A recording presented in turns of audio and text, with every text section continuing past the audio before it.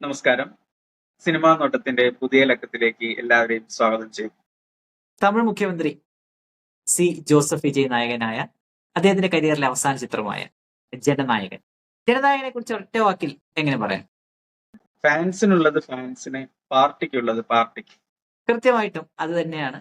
ആദ്യ പകുതി ഒരു വിജയ് ഫാൻ സർവീസ് ആണ്. ഡാൻസ്, പാട്ട്, മാസ്, അങ്ങനെ അങ്ങ് വിജയ് ഫാൻസിന് വേണ്ടതെല്ലാം കൊടുക്കുന്നുണ്ട്.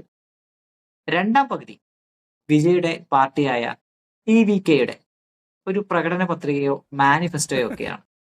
തിരഞ്ഞെടുപ്പിന് മുമ്പ് എന്താണോ അദ്ദേഹം തമിഴ്നാട്ടുകാരോട് പറയാൻ ആഗ്രഹിച്ചത്, അതാണ് ചിത്രത്തിന്റെ രണ്ടാം പകുതിയിൽ നമ്മൾ കാണും. ചുരുക്കത്തിൽ ഇതാണ് ജനനായകൻ. ഈ ചിത്രത്തിലെ മറ്റൊരു ശ്രദ്ധേയമായ കാര്യം MGR റെഫറൻസ് ആണ്. ഇപ്പോൾ വിജയിന്റെ മുൻകാല ചിത്രങ്ങൾ എടുത്തു കഴിഞ്ഞാൽ മെർസൽ മുതൽ ഇങ്ങോട്ട് ബിഗിലാവട്ടെ, അതിനുശേഷം വന്ന സിനിമകളാവട്ടെ, അതിലെല്ലാം MGR റെഫറൻസുകളുണ്ട്. അപ്പൊ ഈ ചിത്രത്തിലും വിജയിന്റെ ഇൻട്രോസിന് MGRനെ ആണ് ആദ്യം കാണിക്കുന്നത് ഫോക്കസ്, എന്നിട്ടാണ് വിജയിലോട്ട് പോകുന്നത്. അപ്പോ കൃത്യമായിട്ട് വിജയ്ക്ക് അറിയാം തമിഴ്നാട്ടിലെ ജനങ്ങളെ എങ്ങനെ പിടിക്കണമെന്ന്.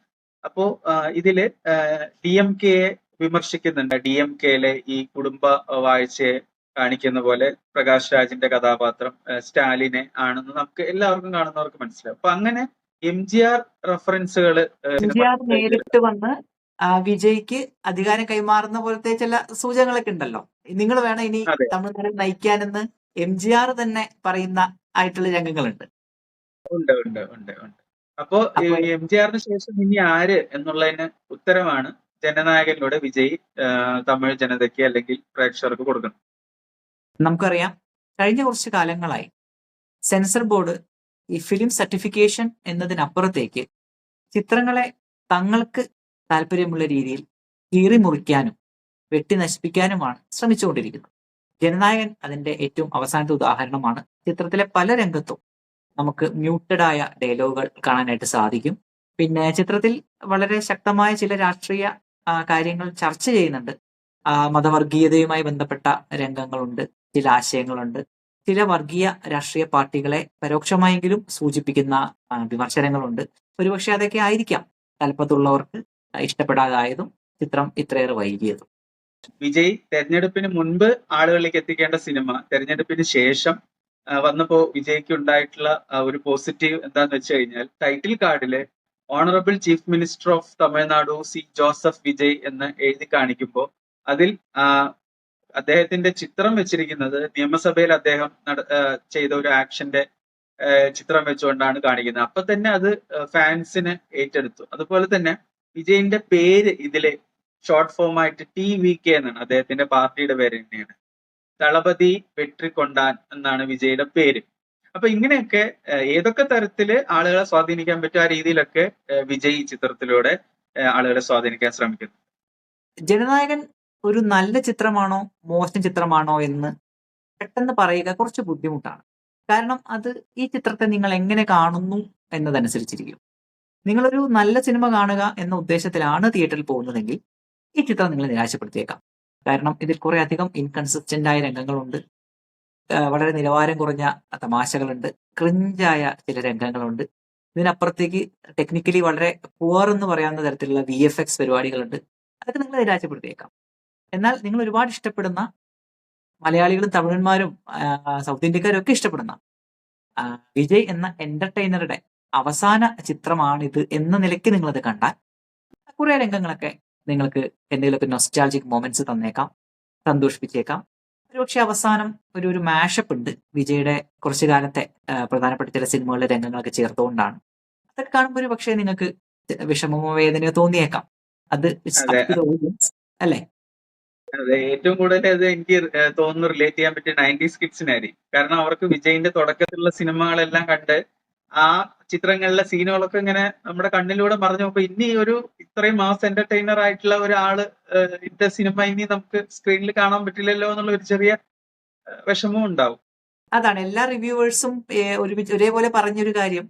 ഇനി ഇതുപോലെ വെളുപ്പിനെ 4 മണി 5 മണി ഫാൻസ് ഷോകളിൽ ഇതുപോലെ ആൾക്കാർ ഇരച്ചു കയറുന്ന മറ്റൊരു നടനുണ്ടോ എന്നുള്ളൊരു ചോദ്യം എല്ലാവരും ചോദിച്ചിരുന്നു. അതൊരു വലിയ സത്യം തന്നെയാണ്. വിജയുടെ അഭിനയം എടുത്തു കഴിഞ്ഞാൽ സാധാരണ സിനിമകളിൽ നിന്നും ചെയ്യേണ്ടതിനേക്കാൾ കൂടുതൽ ഇമോഷണൽ രംഗങ്ങളും അതുപോലെയുള്ള കുറെ സീക്വൻസുകൾ ചെയ്യേണ്ടായി വന്നിട്ടുണ്ട്. അത് തന്നെ കൊണ്ട് പറ്റുന്ന പോലെ മാക്സിമം നന്നാക്കാൻ ശ്രമിച്ചിട്ടുമുണ്ട്. മറ്റൊരു കാര്യം, ഇത് ബാലയെ അവതരിപ്പിച്ച ഭഗവത് കേസരിയുടെ ഒരു റീമേക്ക് ആയിട്ടാണ് പറയുന്നത്. അപ്പോൾ ബാലയെ വെച്ചിട്ട് നമ്മൾ നോക്കുമ്പോൾ വിജയ് 101% തന്റെ റോള് പെർഫെക്റ്റ് ആക്കി എന്ന് വേണമെങ്കിൽ പറയാം. പിന്നെ മറ്റ് കഥാപാത്രങ്ങൾ എടുത്തു കഴിഞ്ഞാൽ മമിത ബൈജുവിന് ഈക്വൽ ഇമ്പോർട്ടന്റ് ആയിട്ടുള്ള ഒരു ഇത് റോള് കിട്ടിയിട്ടുണ്ട്. അത് നന്നായിട്ട് തന്നെ മമിത അത് അവതരിപ്പിച്ചിട്ടുണ്ട്. ആക്ഷൻ അതുപോലെ തന്നെ രംഗങ്ങളിൽ പ്രത്യേകിച്ചും അല്ലെ, വിജയുടെ ഒപ്പമുള്ള ആക്ഷൻ രംഗങ്ങളിൽ മമിത വളരെ നന്നായിട്ട് വന്നിട്ടുണ്ട്. പ്രേക്ഷകർക്ക് ഇഷ്ടപ്പെടുന്ന രീതിയിൽ തന്നെ മമിത അത് നന്നായിട്ട് ഭംഗിയായിട്ട് ചെയ്തിട്ടുണ്ട്. അതുപോലെ പ്രകാശ് രാജിന് സ്ഥിരം വില്ലനാണ്. ഗില്ലി മുതൽക്ക് വിജയിന്റെ എതിര് പ്രകാശ് രാജ് വരുമ്പോ അവിടെ നമ്മൾ ഒരുപാട് പ്രതീക്ഷിക്കും. അതുപോലെ തന്നെ ബോബി ഡിയോൾ ഇപ്പൊ സ്ഥിരം വില്ലനായിട്ട് വരുന്നുണ്ട്. ഒന്നും ചെയ്യാനില്ല, ഒരു മസിൽ പിടിച്ച് നടത്താൻ മാത്രമേ ഉള്ളൂ എന്നാണ് ബോബി തോന്നുന്നത്. ഡിയോളിനെ കുറച്ചു കാലമായിട്ട് സൗത്ത് ഇന്ത്യ ഒരു സ്ഥിരം വില്ലനാക്കി മാറ്റിക്കൊണ്ടിരിക്കുകയാണ്. അതെ അതെ.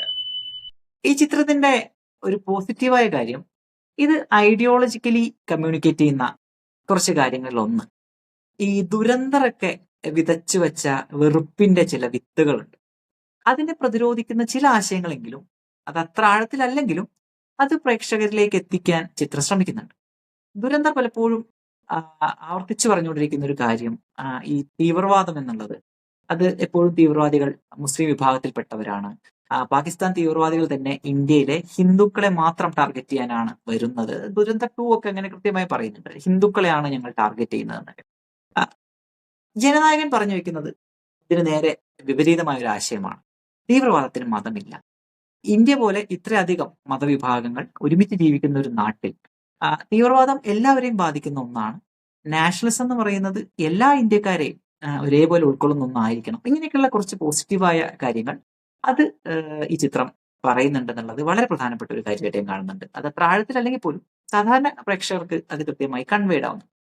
ഇതിന്റെ ഒരു നെഗറ്റീവ് ആസ്പെക്ട് എന്ന് പറയുന്നത്, എവിടേക്കോ ചിത്രം ഈ ടോക്സിക് പാരന്റിങ്ങിനെ വല്ലാതെ സപ്പോർട്ട് ചെയ്യുന്നതായിട്ട് തോന്നി. എനിക്ക് പവിത്രം സിനിമയിലൊക്കെ കാണുന്ന പോലത്തെ ഒരു, അത് അറിയാലോ, മോഹൻലാലിന്റെ വളർത്തുപുത്രിയുമായിട്ടുള്ള ആ ഒരു ബന്ധം, അതിലൊക്കെ നമുക്കൊരു ടോക്സിക് പാരന്റിങ് കാണാനായിട്ട് സാധിക്കും. ഇവിടെയും ഒറ്റനോട്ടത്തിൽ സ്നേഹമാണ്, കരുതലാണെന്നൊക്കെ തോന്നാമെങ്കിലും ഒരു വ്യക്തിക്ക് ഒട്ടും താല്പര്യമില്ലാത്ത ഒരു പ്രൊഫഷനിലേക്ക് ആളെ അയക്കാനായി നമ്മൾ നിർബന്ധിക്കുന്നതും പ്രഷറൈസ് ചെയ്യുന്നതും അത് അവരുടെ ജീവിതത്തെ വല്ലാതെ ബുദ്ധിമുട്ടിക്കുന്നതൊക്കെയായിട്ടുള്ള രംഗങ്ങൾ, അത് കൃത്യമായി പറഞ്ഞാൽ ടോക്സിക് പാരന്റിങ് തന്നെയാണ്. അത് വിജയ് പോലെ ഒരാൾ ചെയ്യുമ്പോൾ പ്രേക്ഷകരെ അത് എങ്ങനെ ഇൻഫ്ലുവൻസ് ചെയ്യുന്നുള്ളൊരു പ്രശ്നം അവിടെ നിൽക്കുന്നുണ്ട്. അതൊരു വളരെ നെഗറ്റീവായ ഒരു ആസ്പെക്ട് ആണ്. മാസും പൊളിറ്റിക്സും ഈ ചിത്രത്തിൽ ഒരേപോലെ വരുന്നുണ്ട്. അതിൽ മാസ് സീനുകളെ എലിവേറ്റ് ചെയ്യുന്നത് അനിരുദ്ധിന്റെ മ്യൂസിക് ആണ്. പ്രത്യേകിച്ചും ഈ രാവണ മവണ്ട എന്നുള്ള ആ പാട്ടിലൊക്കെ അനിരുദ്ധ് ഭയങ്കരമായിട്ട് തന്നെ കമ്പോസ് ചെയ്തിട്ടുണ്ട്. വിജയെ നമ്മൾ കാണുമ്പോൾ കോരിത്തിരിക്കുന്ന തരത്തിലുള്ള മാസ് സീനുകളിൽ അനിരുദ്ധ് അത് കൃത്യമായിട്ട് തന്നെ കൊടുത്തിട്ടുണ്ട്. സീനുകളെ എലിവേറ്റ് ചെയ്യുന്ന തരത്തിലുള്ള മ്യൂസിക് ഡാൻസ് ആയിരിക്കും പ്രേക്ഷകർ ഏറ്റവും അധികം മിസ് ചെയ്യുന്നത്. അപ്പൊ അത് ഒന്ന് ആൾക്കാരെ ഒന്ന് സന്തോഷിപ്പിക്കാനായിരിക്കണം ഇതിൽ എക്സ്ട്രാ വിജയുടെ കുറച്ചധികം ഡാൻസ് സ്റ്റെപ്പുകൾ വെച്ചിട്ടുള്ള ഒരു സീക്വൻസ് ഒക്കെ വരുന്നുണ്ടല്ലോ. ഈ ചിത്രത്തിന്റെ സംവിധായകൻ എച്ച് വിനോദിന്റെ മുൻ ചിത്രങ്ങൾ പലതും പ്രേക്ഷകരുടെ ആകാംക്ഷ ഒരുപാട് വർദ്ധിപ്പിച്ചതിൽ ഒരു പ്രധാന പങ്ക് വഹിച്ചിട്ടുണ്ട്. ഉദാഹരണത്തിന് അദ്ദേഹത്തിന്റെ തീരൻ, കാർത്തി അഭിനയിച്ച ചിത്രം, അതുപോലെ ചതുരംഗവേട്ടൈ, ഇതൊക്കെ തമിഴിലിറങ്ങിയ ഒന്നാന്തരം ചിത്രങ്ങളുടെ ശ്രേണിയിൽപ്പെടുത്തുന്നത് തന്നെയാണ്. അപ്പൊ ആ ഒരു നിലവാരം കുറച്ചുപേരെങ്കിലും പ്രതീക്ഷിച്ചിരുന്നു. അവിടെയാണ് നമുക്കൊരു നിരാശ തോന്നുന്നത്. എച്ച് വിനോദ് സത്യം പറഞ്ഞാൽ ആദ്യ പകുതി ഫാൻസിന് വേണ്ടി എടുക്കുകയും രണ്ടാം പകുതി ഏതാണ്ട് പൂർണ്ണമായും വിജയ്ക്ക് വിട്ടുകൊടുക്കുകയും ചെയ്യുന്ന ഒരു സിറ്റുവേഷൻ നമ്മളിവിടെ കാണുന്നത്. ചുരുക്കത്തിൽ ജനനായകൻ വിജയുടെ വൺ ലാസ്റ്റ് ഡാൻസ് ആയിരുന്നു. നമ്മുടെ ഫുട്ബോൾ വേൾഡ് കപ്പ് കഴിഞ്ഞു, മെസ്സി, റൊണാൾഡോ, നെയ്മർ ഇവരെല്ലാം വൺ ലാസ്റ്റ് ഡാൻസ് ആയിരുന്നു. അതുപോലെ തന്നെ ആയിരുന്നു വിജയുടെയും വൺ ലാസ്റ്റ് ഡാൻസ്. അത് ആലോചിക്കുമ്പോൾ ചെറിയൊരു വിഷമം ഉള്ളിൽ ഇല്ലാതില്ല. പക്ഷെ ഇപ്പോ തമിഴ്നാട് ചീഫ് മിനിസ്റ്റർ ആണ് അദ്ദേഹം. ഒരുപാട് കാര്യങ്ങൾ നാടിന് വേണ്ടി ചെയ്യാൻ ശ്രമിക്കുന്നുണ്ട്. നമ്മൾ നാടിനെ രക്ഷിക്കാൻ വന്നു എന്ന് പറഞ്ഞ് കളിയാക്കുന്ന അതേ വിജയ് ഇന്ന് ആ നാടിന്റെ മുഖ്യമന്ത്രിയാണ്. അപ്പോ സിനിമയിലെക്കാളും വലിയ മാസ് ജീവിതത്തിൽ കാണിച്ചിരിക്കുകയാണ് അദ്ദേഹം. നന്നായി തന്നെ ഭരിക്കട്ടെ എന്ന് നമുക്ക് ആശിക്കാം. അപ്പോൾ വിജയ്ക്ക് നന്നായി ഭരിക്കാൻ സാധിക്കട്ടെ, തന്റെ ആശയങ്ങൾ ഉറച്ചു നിൽക്കാൻ സാധിക്കട്ടെ. അദ്ദേഹം തെരഞ്ഞെടുപ്പ് സമയത്ത് പലപ്പോഴും ഊന്നിപ്പറഞ്ഞ രണ്ട് പേരുകൾ അംബേദ്കറുടെയും പെരിയാറിന്റേതുമായിരുന്നു. ഇതുവരെ അങ്ങനെ വിജയ് ഇപ്പൊ ജന്തർ മന്ദർ നടക്കുന്ന പ്രതിഷേധത്തെക്കുറിച്ച് കാര്യമായി പ്രതികരിച്ചതോ അല്ലെങ്കിൽ കാര്യമായി എന്തെങ്കിലും അഭിപ്രായം പറഞ്ഞതോ നമ്മുടെ ശ്രദ്ധയിൽപ്പെട്ടിട്ടില്ല. അപ്പൊ അത്തരം വിഷയങ്ങളിലൊക്കെ കൃത്യമായ അഭിപ്രായം പറഞ്ഞ് ഒരു സ്ട്രോങ് ആയ ഒരു സെക്യുലർ പക്ഷത്ത് നിൽക്കുന്ന ഒരു മുഖ്യമന്ത്രിയാവാൻ അദ്ദേഹത്തിന് സാധിക്കട്ടെ എന്നുകൂടി ആശംസിച്ചുകൊണ്ട് സിനിമാ നോട്ടത്തിന്റെ ഈ ലക്കം ഇവിടെ അവസാനിക്കുന്നു. നിങ്ങളുടെ വിലയേറിയ അഭിപ്രായങ്ങളും നിർദ്ദേശങ്ങളും വിമർശനങ്ങളും കമന്റുകളായി ഞങ്ങളെ അറിയിക്കുക. മറ്റൊരു ലക്കത്തിൽ നമുക്ക് വീണ്ടും കാണാം.